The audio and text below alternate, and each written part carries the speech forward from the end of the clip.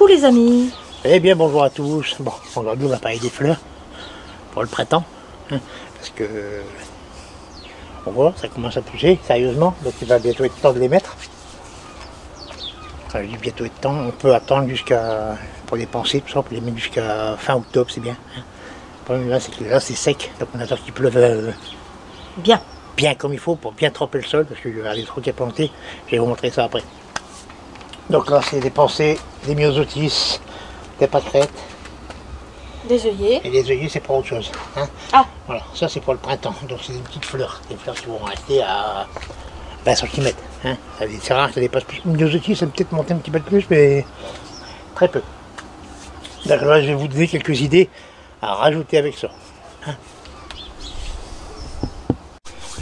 Ah, voilà, souvent les massifs de pensée ou du myosotis, c'est plat, hein, parce que c'est de la petite fleur basse.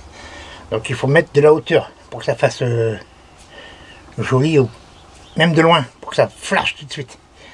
Alors, donc je vais vous donner quelques idées de fleurs. Et je vous rappelle que dans cette vidéo, il y a un code promo bokeh, et on vous le donnera à la fin de la vidéo. Donc restez jusqu'à la fin. Voilà, donc quelques idées pour donner de la hauteur à des massifs de pensée, une myosotis, pâquerette, tout ça, ça reste assez bon. Alors, ce qui va fleurir en premier de la saison, souvent, bah c'est ça, c'est les jonquilles. Hein, les jonquilles. Voilà. Donc vous mettez, quand je vais faire un plan. Voilà, j'ai un petit bout de papier, donc je vais faire un massif tout rond comme ça. Hein. Attends, doucement parce que je n'étais pas centré. C'est un massif, hein, souvent c'est classique. Voilà. Alors, pratiquement tout est rempli de... Enfin, on veut remplir tout le massif de pensée, ou de myosotis, ou de pâquerette. Voilà, donc moi ce que je conseille c'est de faire des tâches. Je suis posé comme ça. Hein. Voilà. On n'oublie pas que c'est un exemple. C'est un exemple, voilà. Alors en même temps, je vais prendre un peu plus, enfin il n'y en a pas assez. Vous avez de la hauteur. Alors, en même temps, je vais prendre un exemple, je vais faire deux tâches avec cette jonquille-là. Hein. Donc, avec celle-là, pour les deux. Ça fait un mélange de couleurs. C'est un mélange de couleurs, d'accord. Voilà, la Tahiti elle est très belle. Oui. Le cœur, les dos. Moi, et celle-ci, elle fait plusieurs fleurs sur un petit. Par rapport à celle-ci qui a fait une seule fleur, hein, là ça fait un petit bouquet de fleurs en fait. C'est pas mal ça, c'est très joli. À savoir que c'est des vivaces, hein, vous les laissez en terre et ça repousse la saison d'après. Et ça se démultiplie de plus en plus. Donc, voilà, à savoir. Hein, ça c'est pas un achat spontané, c'est... Vous pouvez le garder dans le temps. Voilà. Donc quelques taches comme ça ici et là. Donc, ouais. Ensuite, moi ce que j'aime bien c'est ça. Ça c'est pour l'odeur, l'odeur quand vous passez à côté de ça. Les jacinthes. Oh, ça parfume, mais alors, ça c'est la jacinthe, oui. Donc c'est des fleurs qui font à peu près 25 cm sur les jacinthes. Alors donc Alors, faut les... on va dire qu'ici c'est le devant du massif. Hein. Alors que les jacinthes, si vous mettez une tache de jacinthe ou deux, vous les mettez sur le bord. Hein. Ici, mettons. D'accord. Hein. Pour les mettre derrière, pour les voir. Oui, sinon on les verra pas. Hein. Par rapport... Les jonquilles, c'est beaucoup plus grand. Hein. Vous les mettez ici, comme ça. D'accord, ok. Voilà. Ensuite, il y a ce qui viendra fleurir après les jonquilles. Souvent, quand les jonquilles commencent à perdre leurs fleurs, ce qui arrive, c'est les tulipes. Alors là, pareil, moi, cette année, je suis resté dans les mauves, rouges, rose blanc. Ça, c'est le noir, c'est pour donner une touche pour faire ressortir le tout. Et pareil, ça. Hein. Et peut-être, ça sera peut-être avec, mais s'il y a de la place. Et de l'autre côté, je pars sur une autre couleur, un autre thème. Donc là, les tulipes, on les met où par rapport à ton massif ici? Après, j'avais dit, hein, il faut mettre des taches. Ah d'accord, ok, on refait Voilà, des taches. ou vous mettez un bulbe entre les pensées. Ou alors vous faites des taches de 3 ou de 5. C'est ce qui fait le plus beau. Hein, 3, 5 ou 1. On met pas par 2 ou par 4, ça fait pas beau. Le rendu n'est pas pareil. C'est toujours 3. Toujours impair. Pas 3, impair. Voilà. Donc là, je suis parti sur un thème. Hein. Donc ça sera du rose, ça c'est noir, c'est pour faire ressortir tout ça. Hein. Du rose, du rouge blanc, du rose blanc, du mauve blanc et du noir pour faire ressortir le tout. Et du blanc si je mets ça avec. Et au pied, il y aura mes pensées. Myosotis, pâquerette. Voilà. Alors, mes pensées ils seront bleues, rouges et Orange. et myosotis bleu. Hein. Orange, non, ça part sur le côté. Ah d'accord. Voilà, donc là, je fais un thème, en fait.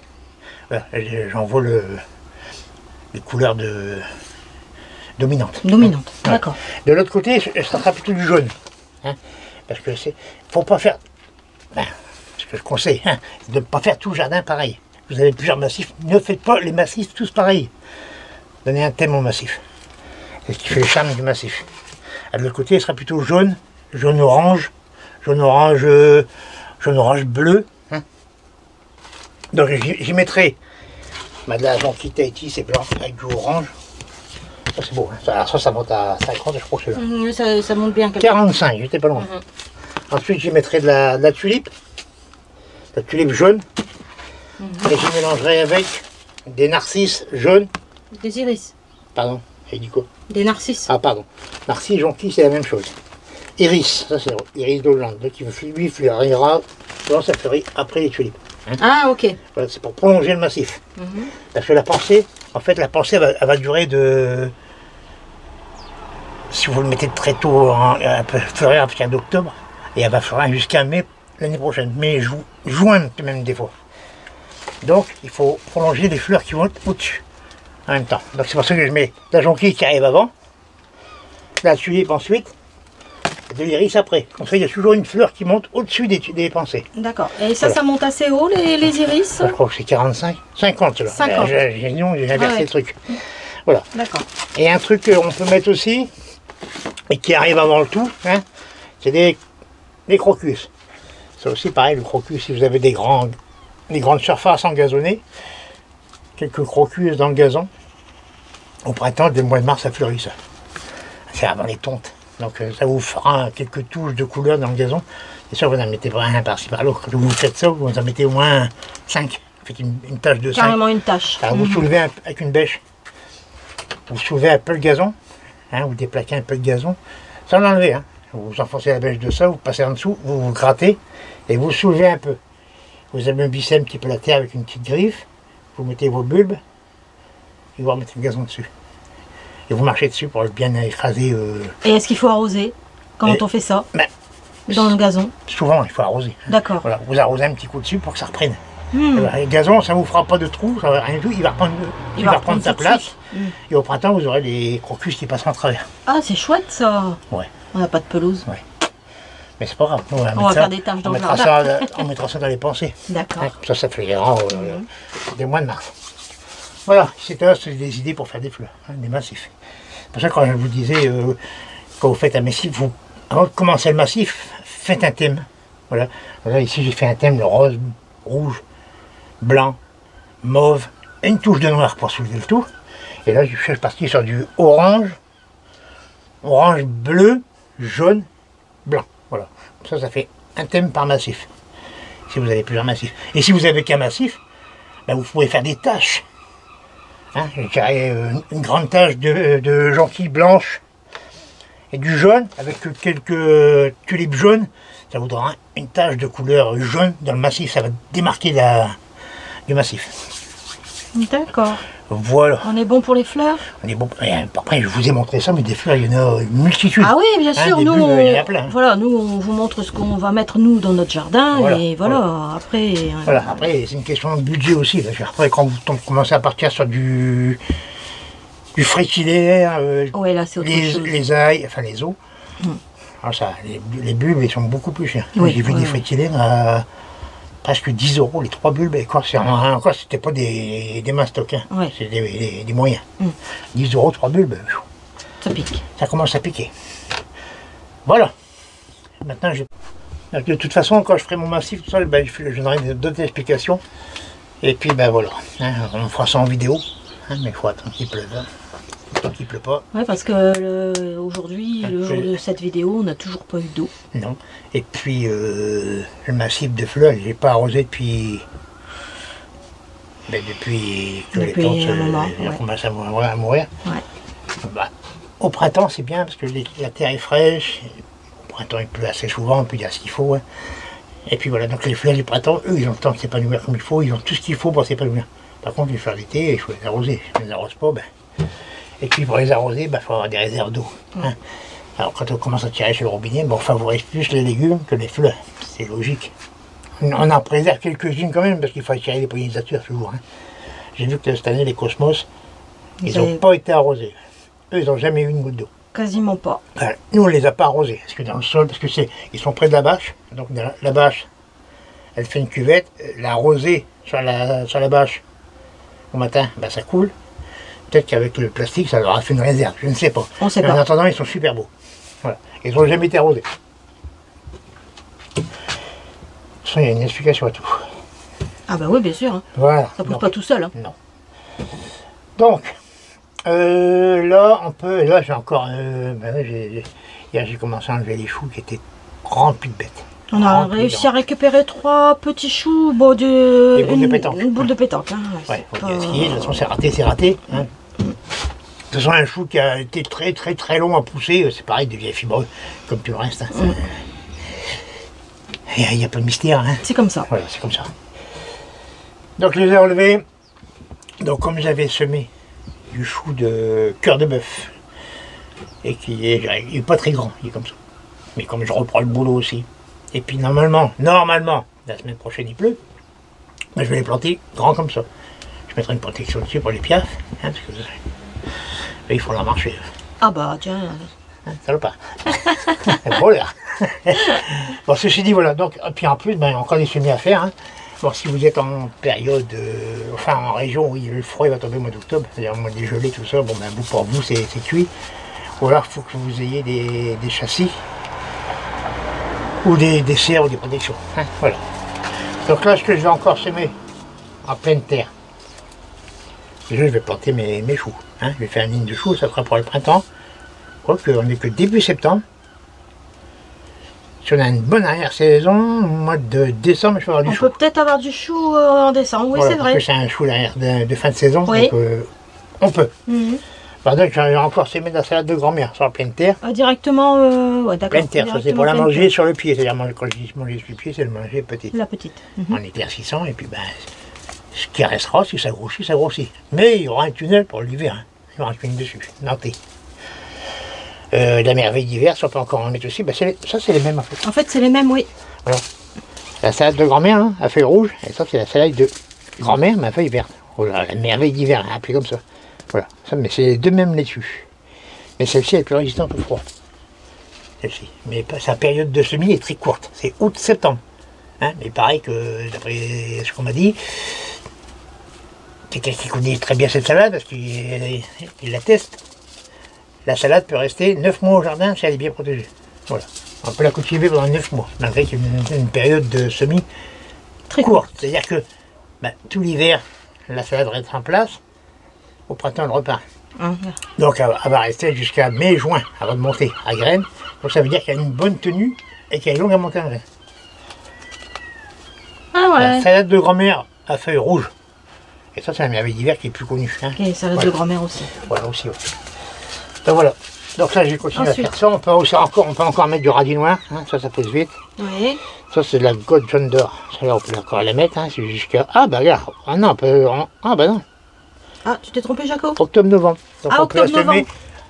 Encore plus tard en saison. Oui, c'est comme la lilloise, je crois. C'est comme la lilloise, oui. La lilloise, c'est vérifie. Ouais, ouais. Octobre-novembre. Donc bien sûr, on ne sème pas ça en pleine terre. On sème ça sous... Enfin si, on peut semer en pleine terre, mais pas comme ça dans le jardin à l'air libre, il faut les protéger. Hein. Alors, tunnel, serre, châssis. L'idéal, c'est le châssis. Le châssis, il est quand même plus isolant qu'un tunnel. Bah, la traction, c'est jusqu'à septembre. Bah là, la traction, oui, on peut... Attends. Pardon. Ouais, jusqu'à septembre, donc c'est bon. Ouais. Et la goutte de l'os. La goutte de l'os, elle, ça sera semée en début de saison. Ah oui, c'est pas maintenant. Non, donc je la prévois pour le mois de janvier. Hein, janvier, février, sous serre. Bien sûr, toujours pareil, sous serre, hors gel. Il faut au moins 4, 5 degrés, 6 degrés pour que ça germe. Hein. Bien sûr. Les températures sont assez basses, hein, 5-6 degrés, donc ça va pousser tout doucement. Ça sera les premières à cuire. D'accord. Voilà pour les salades. Là, ce que je peux encore mettre aussi, c'est de l'épinard. Bon, les gens d'hiver, c'est normal. Hein, j'ai des gros paquets. Ah, attends. J'ai pas eu le temps de voir. C'est un gros paquet. Oui, c'est des 15 grammes, ça. 15 grammes, bah là, on va faire 2 ans avec. Oh, facile, hein. Bon, enfin voilà. En hiver, ça a semé en fin de saison. Hein, voilà. À partir de juillet jusqu'à octobre. Ok. Voilà, juillet, c'est bon. Moi je dis non, pas juillet, c'est trop chaud. À partir de fin août, c'est bien. Il fait chaud. Et puis regarde celui-là. Celui-là est géant de viroflée. Celui-là, il peut faire le printemps comme l'automne. Hein, et ouais, c'est pas faux. Donc il peut faire les deux, je dirais que c'est un universel, un polyvalent. Un polyvalent. Mais si on peut encore mettre de la mâche, donc on pouvait toujours en mettre. Hein. Là c'est jusqu'à octobre et en serre, moi j'en sais jusqu'à novembre. Hein. En serre, en tunnel, en châssis. Toujours protégé, bien sûr. Navette Péronne, je n'ai jamais mis de Péronne de jardin. Ah, Péronne, on a mis dans le jardin, oui. Je vais mettre, j'en ai un autre, c'est le Milan, je vais mettre le Milan. Hop, on répond pour l'année prochaine. Oui. Et puis bien sûr, on peut toujours mettre du radis. Là, ce coup-ci, je pars sur du 18 jours. Et puis on verra. 18 jours, c'est son nom. Ça ne veut pas dire que vous aurez des radis dans 18 jours. Non, on n'a pas de radis au bout de 18 jours. Hein, donc c'est des radis de 18 jours qu'on aura au bout de 5-6 semaines, comme les autres. Voilà, pour ça. Voilà. Et ben, aussi, je vais prévoir pour l'année prochaine. Donc pour l'année prochaine, ce qui va être semé en premier l'année prochaine, ça va être ça. Alors. Donc cette année, voilà.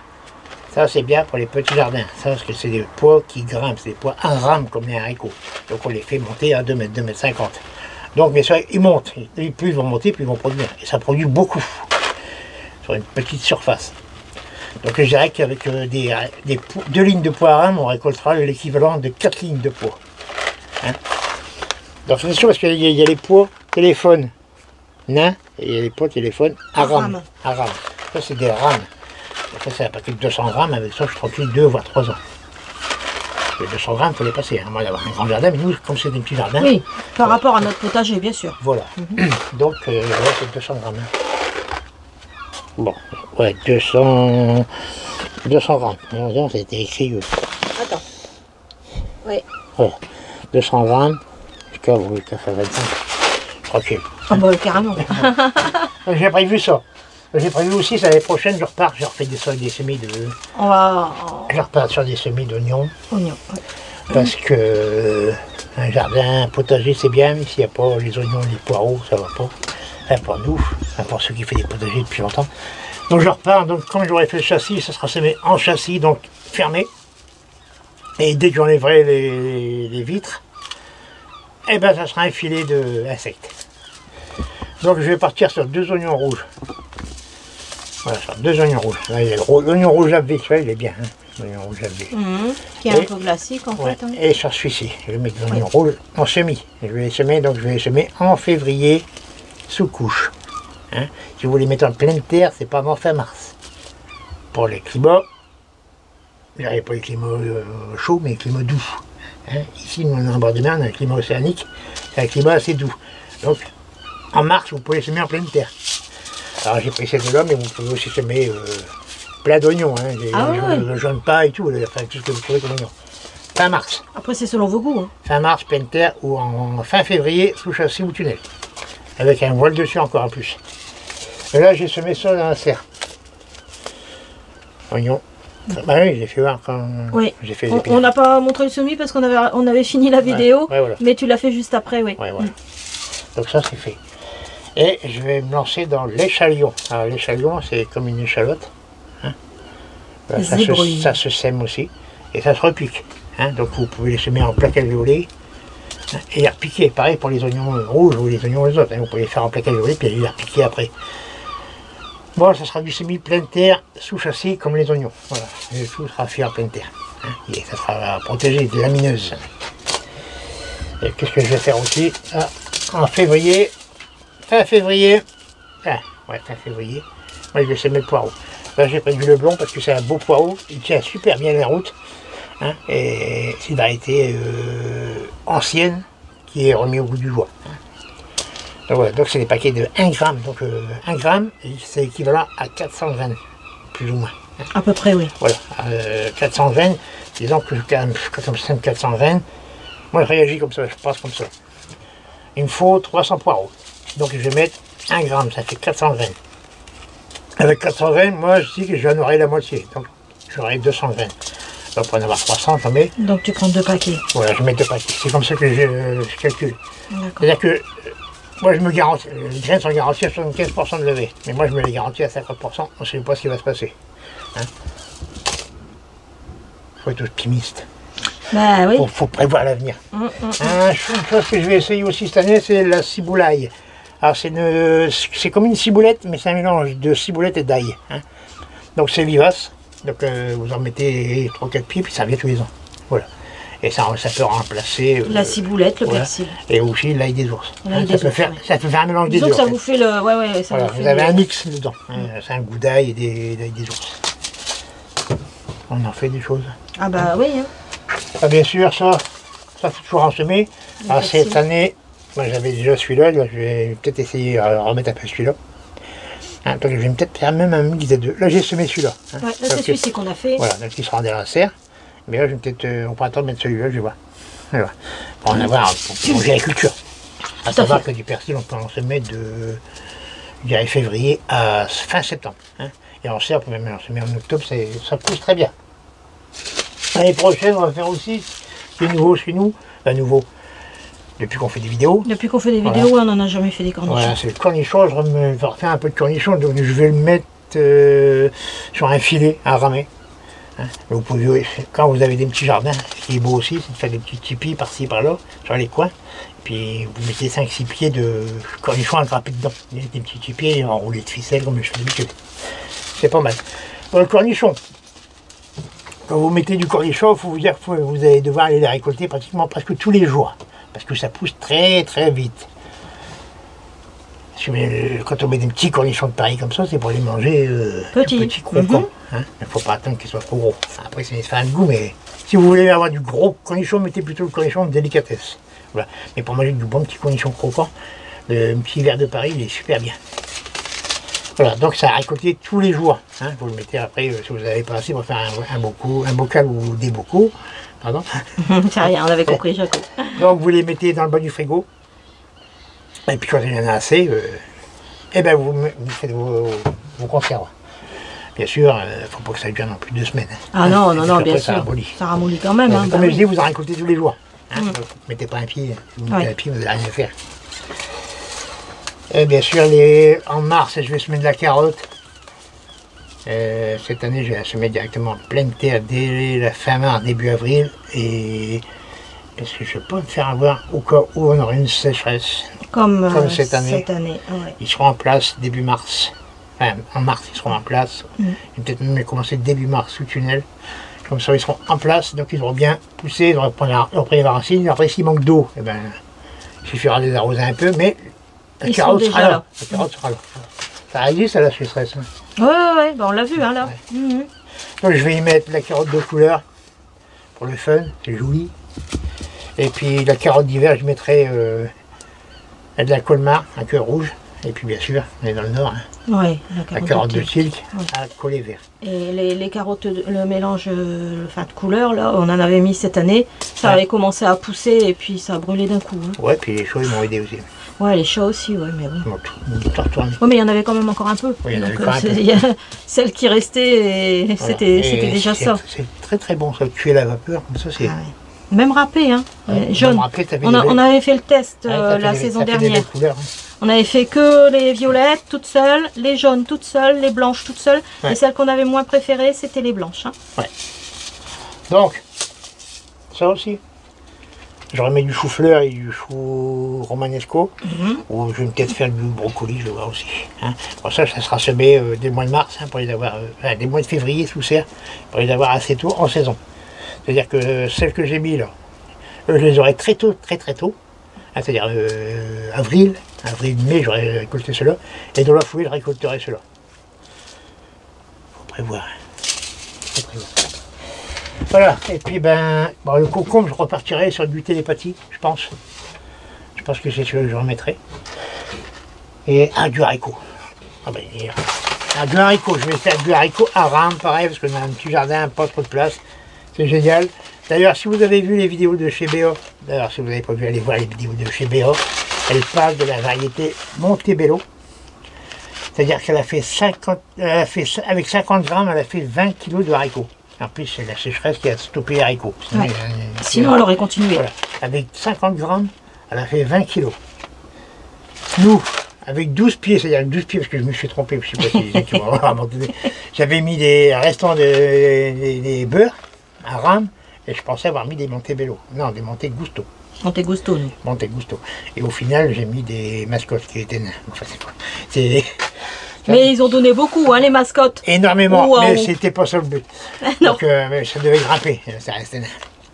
Donc, nous, avec 12 pieds de cela, 12 mottes, on a fait plus de 5 kilos avec 12 mottes. Vous vous rendez compte, ça fait 12 mottes, c'est rien. Mais c'est pas rien, c'est parce que ça a cramé, sinon ça continuait. Hein, ah ouais, ça, puis les haricots comme ça, ils sans fil. Hein. Et très très bon. Ah, super bon, il y a un goût sucré, hein, c'est super bon. Donc ça, je vais mettre les Montebello et Monte Gusto. Et Monte Gusto, tu les as pas sortis, ils sont pareils, c'est pas grave. Ah si, tu les as, j'avais pas vu. Les Monte Gusto, les une nouvelle variété. Hein. Les Monte Gusto sont super bons aussi. Et Montebello. Il y a un Monte Cristo. Le Monte Cristo, je devais mettre les derniers. Je sais plus, Jaco. Oui, Monte Cristo, je l'ai pas mis. Comment on varie tout le temps J'aime bien chaque année essayer de nouvelles variétés. Il ne faut pas rester figé sur une variété. D'autant plus qu'il y a une année où celle-ci va bien donner, puis peut-être que l'année prochaine, on aura ça beaucoup donnera moins. Bah oui, bien sûr. On sait pas le temps qu'on va avoir. On peut dire. Donc ça, petit jardin, je préconise des variétés grimpantes. Voilà.